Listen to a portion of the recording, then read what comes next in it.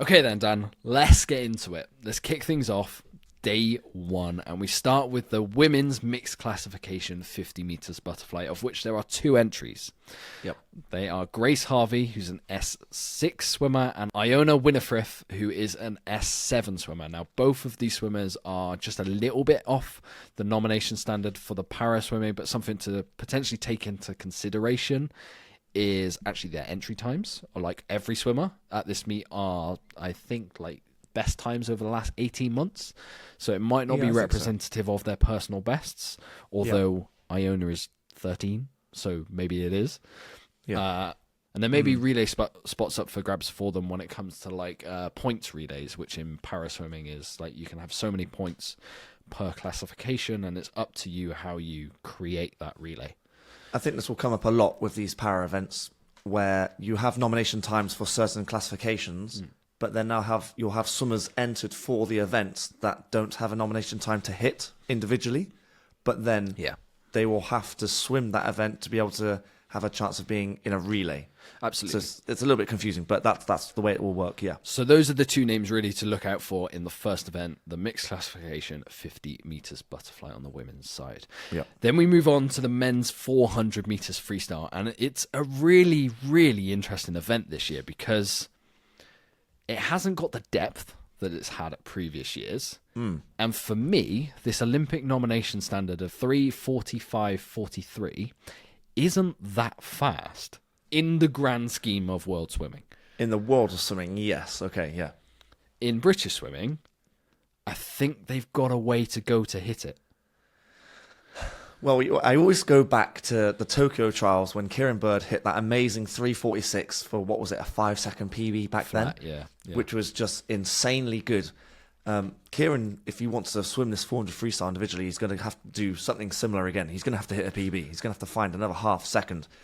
He doesn't have Dan Jervis racing this time around, because I think he's only doing the 1500, I believe. But we'll get on to that, obviously. We'll get to that. But he does have Luke Turley to compete with, who I think could be not really a dark horse, actually, but I think he could be the one to win this event, potentially. Okay. See, I followed Kieran quite a lot over the past year or so. Like, we saw him up at the Scottish Winters, and he set a British record in the 800 metres freestyle short course. So the progress has been there, and he seems like he's getting back to form. He does look like the main guy who can get down to that sort of time, given he's had the big experience already of getting to the Olympics. He knows how to do it at champs or trials.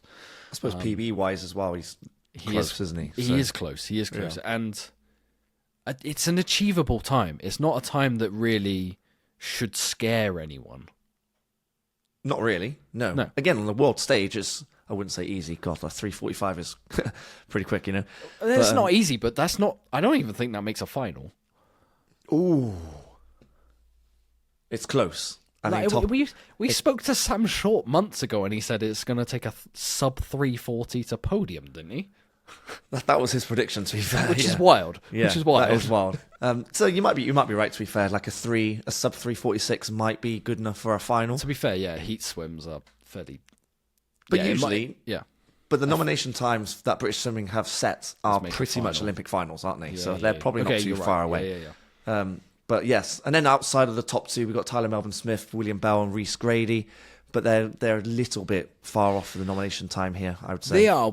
I think we'll talk more about Tyler later, but he has been making some big improvements since he moved to that special Andy Manley squad, the distance squad they got there. The 400 might be slightly too short for him, but I wouldn't rule anything out. Like, he's had massive personal bests at the 8 and 15, which we'll get to. So yeah, like if they train with Dan Whiffen every day, like why could they not hit that time? Not a bad person to swim right now. Exactly. Go on, and prediction wise, so I've gone for Luke Turley to win this one. Who do you reckon? Are we predicting every event as we go through? Oh, go on. We're putting our name to it. Let's do it. I'll go Kieran. You're going to go Kieran. Very good. I'll go Kieran. Yep. Absolutely. Very nice.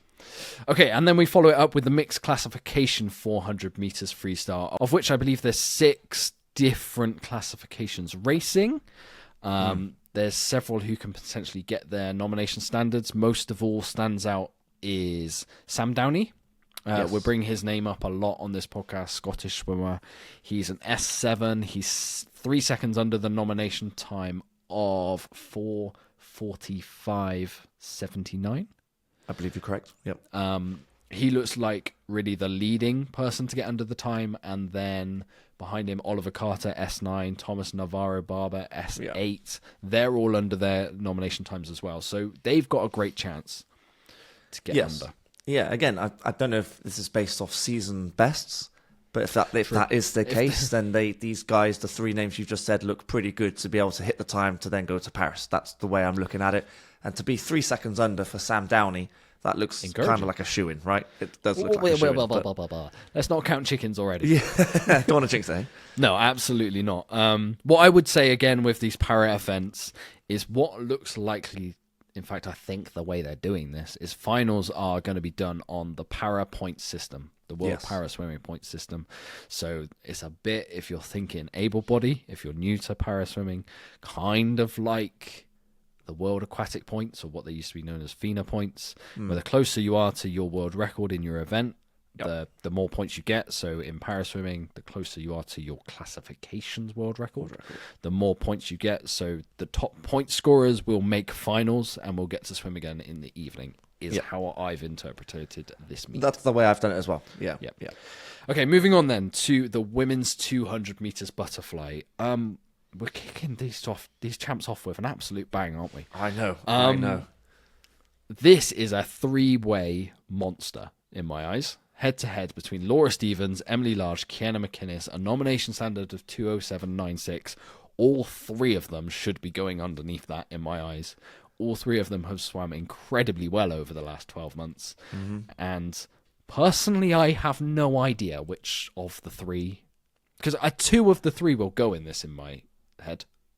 Oh, yeah, I don't think the nomination time is a problem for any of these three. I think it's about who is the top two. Yeah. And then you've got to try and squeeze three of these girls into two spots, which is going to be heartbreaking really for one of them. As we'll get on to with the men's 200 free. Obviously, that's right at the very end. It's going to be heartbreaking for two of them.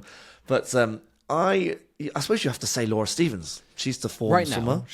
Just because she's come out of Doha as a world champion, the confidence must be sky high, as she was when we spoke to her on the podcast. Yep. She seems in good spirits. But then you've got Kiana McInnes, who's actually... She's swum really well this year. She's beaten Laura every time she's raced her. Have I got that right in this event? She beat her at short course bucks and at the Edinburgh International, where Kiana went a 2:08.52, which is massively encouraging this time of year, or that time of year.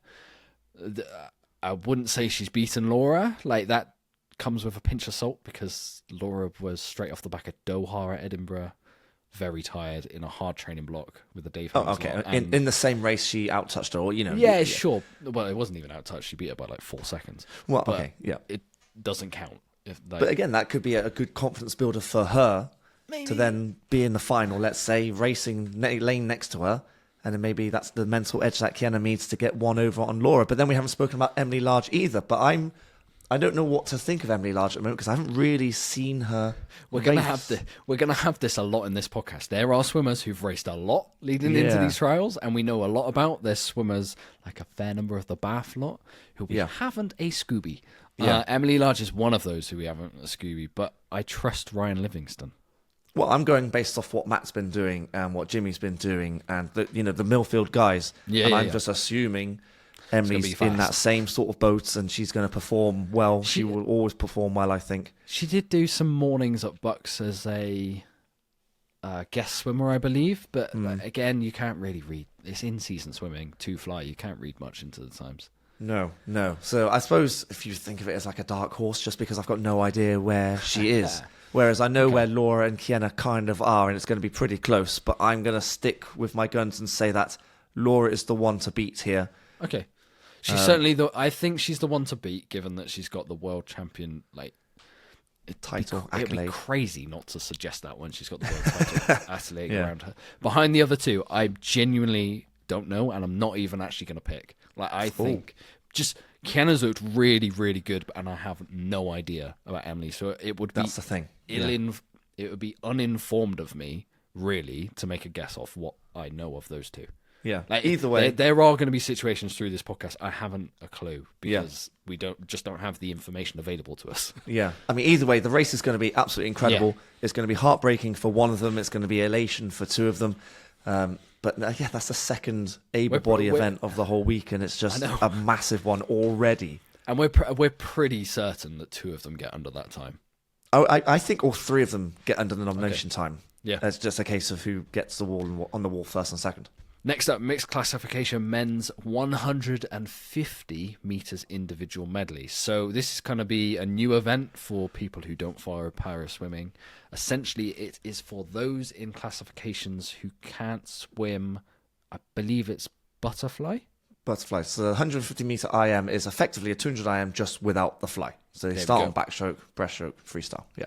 So the swimmers who are competing in this are of a lower classification because of their disabilities, and those are Lyndon Longhorn and Harvey Phillips, both extremely popular people from what I've heard. They are, very much around so. the pool. Lyndon, especially, we see him a lot. They're going to have to go a decent amount faster than their entry times here because the nomination standard they've got to hit is a 2:36.4. Yeah. Lyndon's entered on a 2:49 and Harvey's on a 3:22. So it's a 13-second drop for Lyndon. It's not out of. It's tough. That's a big ask. That is hard. That is hard. And we don't want to sugarcoat things. That's going to be tough. It's going to take a very big swim from Lyndon for him to hit that time, I think. An even bigger swim for Harvey. It'd be good to see them, guys. Like you said, they're very popular. Great to see them on poolside, in the pool, racing each other as well. But yeah, actually, that's one of the best things. They've got someone to race. Every time I see Lyndon at a English summers or British summers, he's racing by himself, which is a really hard place to be as a para swimmer. So I'm glad they both are racing against each other in this. Yeah, and super popular guys, aren't they? Yeah. And hopefully they can spur each other on to, you never know, a 13-second drop on his entry time. It's a big ask, but best of luck to those guys if they are listening in. Okay, next up, the women's 200 meters freestyle. And I guess this is the first disappointment of these championships because the big news that broke, I would say, a few hours before we started recording. So thank God we didn't start earlier. Freya Anderson is unlikely to swim at these British Championships because she has been diagnosed with glandular fever. Looks like and sounds like this is something she's been battling all year long. She's been struggling, yeah. It's I think she said in her Instagram post it is going to be a last-minute decision to see if she races. Obviously, I've actually had glandular fever. It's an illness that you manage. It's not really ever something that you completely... You can completely get over it, but it does take a long time to get over. Yeah, because my wife has had it numerous times, actually, and it takes a long time to get rid of. And you can't, obviously, being an elite athlete as well, I mean, how do you get rid of that? You just got to stop everything. Yeah, you do, almost. Which is hard in an Olympic year. Yeah, very really tough. hard. I don't know how mentally that must be quite hard for her to get over. It will be hard, yeah. Especially, like, last year just seemed to click. Yes, like, I know. Everything seemed to work. It's really... I believe... Based on, I think, Nick Hope's Twitter post, there is a route for her to get selected in terms of discretion even if she doesn't race at this meet. But again, you're asking a lot of swimmer with glandular fever. Yes, the Olympics are still 3 months away after this meet, but you'd like to know where she's at before she does get that discretionary pick. Especially when it's an event like a 200 free. I mean, you can't just go into that race cold. She's a key cog for that relay. Yes, that is probably... outside of her personally, individually, that's a big cog to miss, isn't it? Yeah. Being our strongest or second strongest, strongest 200 freestyler for that relay, of which we kind of said that the relay is getting stronger and stronger and stronger. Yeah. But now that we've lost the number 1 or number 2 swimmer. Number one. It is number 1. I don't know why I keep saying number 2. Freya Colbert's up there, obviously. It's a big loss and a big disappointment. I just feel sorry for Freya, to be honest with you. Yeah. And hopefully she can bounce back. It'd be great to see if she could race, but then would she be on top form to be able to hit the nomination time? It would almost be, I don't know. It's a massive shame, but it does open the door for other swimmers, though. Yeah, let's talk about the other swimmers because, like we said, this is a relay that has showed a lot of promise over the last few years. They won silver. They did. They won silver at World Championships, which was a huge stepping stone to beat the Aussies. I know, the Aussies were nowhere near full strength, but we'll take it. It's good to brag. Eh? The individual nomination time is, I'd say, tough. It's actually quite hard. So a 156.85, of which I would say Freya Colbert's certainly capable. Mm-hmm. Abby Wood is certainly capable. And I have a little bit of an unknown of Lucy Hope, Medi Harris, to see if they could get anywhere near it. But those two feel right now a little bit more like the key relay cogs you need if this is going to succeed in Paris. Yeah, so I'm going to sit here quite confidently saying that Freya Colbert will hit the time. Okay. Abby hasn't actually gone as fast as the nomination time just yet. I don't think she's actually broken 157. She's done it as a relay, but not as an individual. I'm going to check that really quickly, and there will be a cut here for listeners, but I will check. And as you can tell, we've just come back from the cuts that We Scott have, has edited. Dan is right. I was right. Yes, I think she's capable. She's got to find, roughly half a second. I think Abby's got that in the tank. She'll be targeting the 200 IM more so than anything else. That's her number one event. Yeah. But I would probably say this 200 free is now her second event, especially when the relay is a factor as well. She's dropped the 2 breaststroke. Yes, yeah. So, yeah, we've talked about Freya Colbert, Abby Wood, and then, Lucy and Medi. You wouldn't put Medi as a 200 freestyler like 2 years ago, something like that. Not You'd 2 think, years ago, now I would. Backstroke, 100 backstroke, maybe 50 backstroke as well. But now she suddenly finds herself doing those backstroke events, plus the 200 backstroke, plus the 100 free, plus the 200 free. She's become a pretty vital swimmer on the British swimming squad, as has Lucy Hope for both the 100 and the 200 freestyle. I'm kind of hoping that Lucy is able to get close that nomination time. She's been in this British squad as a key relay member, but I'd love to see her challenge someone like Abby for that individual spot. That would be amazing to see and watch. Interesting, because Freya Colbert's time has just jumped out to the screen of me of just, wow, that is good. Does she race this individually at Paris? Or is that a conversation for another day? Is she going to race it, would you say? Does she just focus on the IM?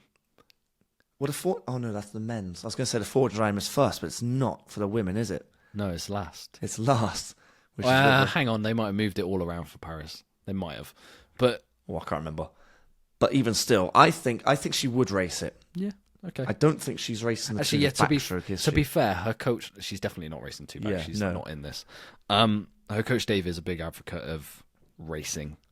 Yeah. And keeping her racing from what we've seen.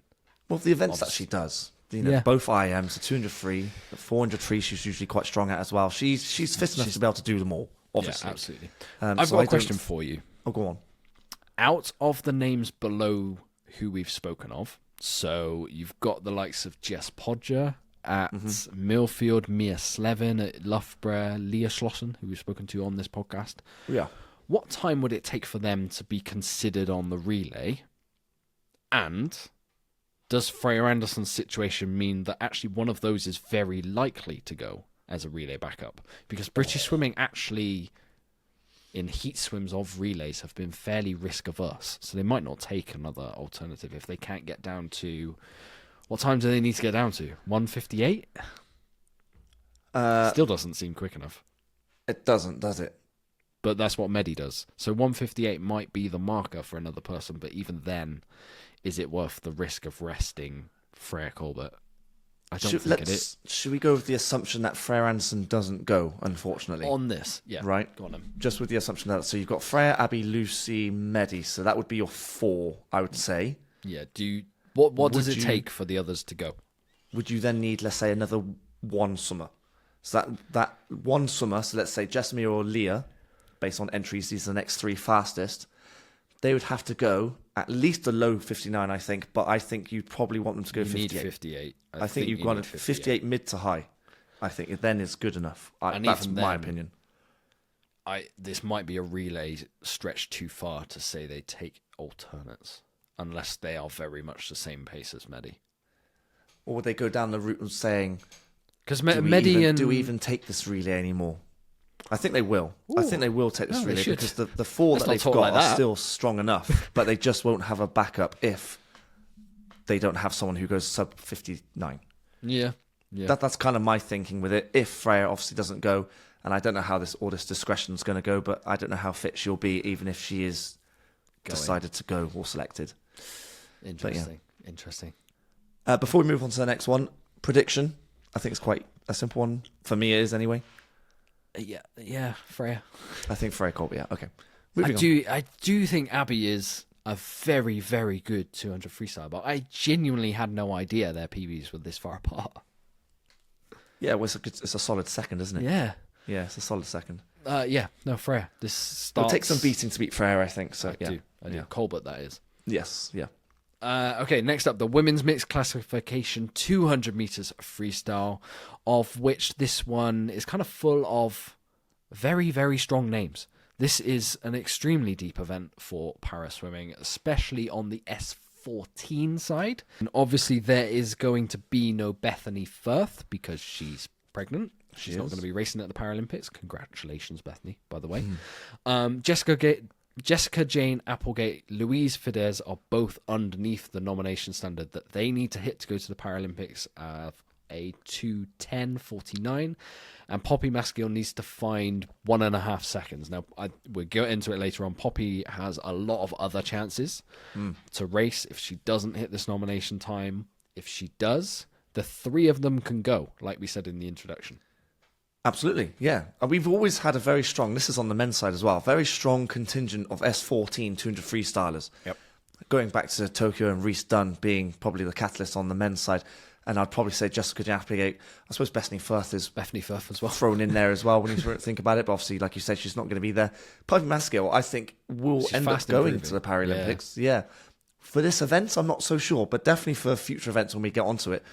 The name that you haven't actually mentioned is S5 swimmer Tully Kearney, who, as of right now, based on entry times, is 23 seconds underneath it. So how great would that be to be going into a Paralympic qualification meet and be in 23 seconds under the time you need to hit? Just no stress. What a great place that is. It's like Dan Whiffen swimming a 1500 at Irish. Yeah, it probably would be actually exactly the same.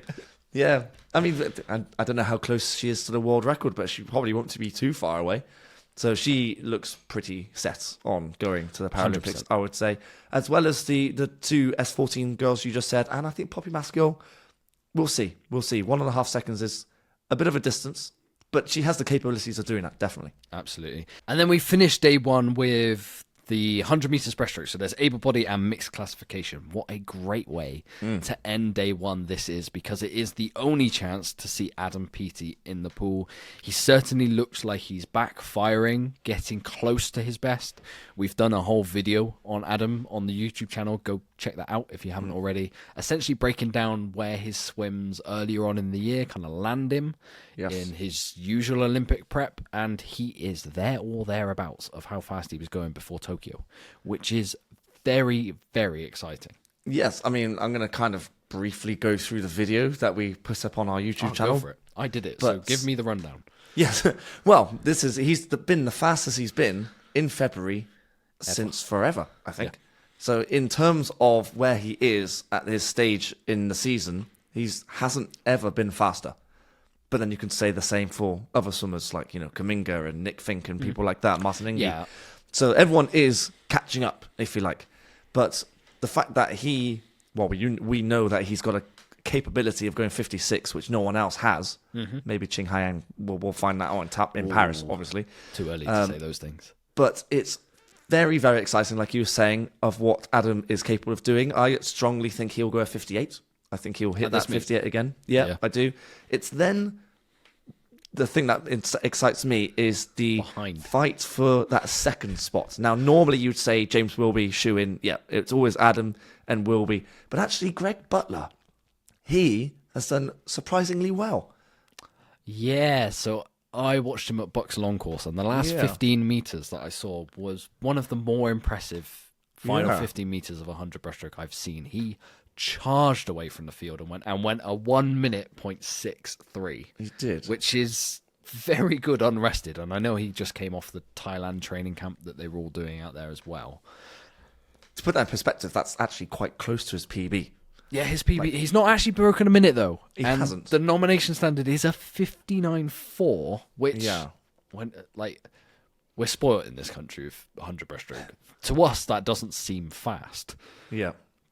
Greg could maybe get second ahead of Wilby, and neither of them get that nomination standard.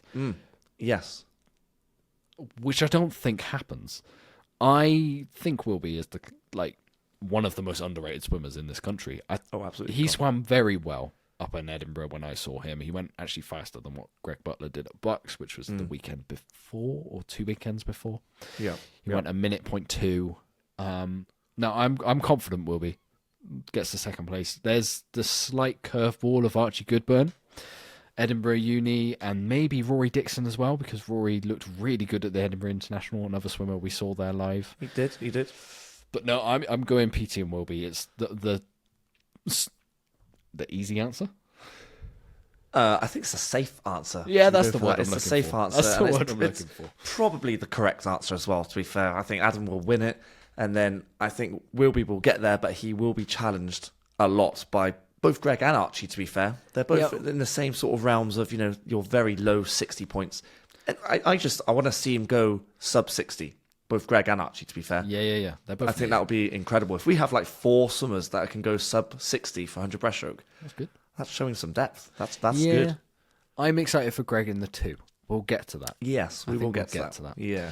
And then on the mixed classification for the men in the 100 meters breaststroke, there are 6 classification swimmers, or 6 different classifications of swimmer racing.